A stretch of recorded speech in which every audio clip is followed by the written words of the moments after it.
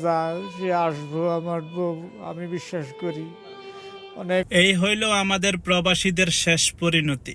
কবে আমরা প্রবাসীরা সচেতন হব? ভিডিওটি দেখুন, তারপর শেষে আমি একটা কথা বলতেছি।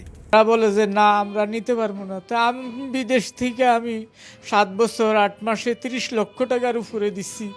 আমার বউ বলতো সবসময় আমার কাছে টাকা জমা আছে, টাকা জমা আছে, টাকা জমা আছে, তুমি খাইতে পারবা, থাকতে পারবা।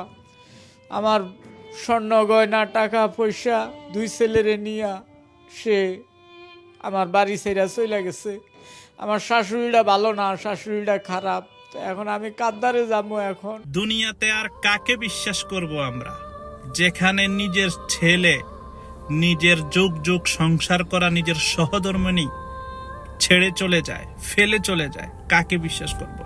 তাই সবাইকে বলবো, প্রবাসী ভাইয়েরা, আমরা চাইলে কিন্তু পারি, আমরা চাইলে সম্ভব। অন্তত নিজের জন্য নিজের কাছে কিছু টাকা রাখুন, যাতে শেষকালে এসে এরকম পরিস্থিতিতে আমাদের না পড়তে হয়। শেয়ার করে দেবেন।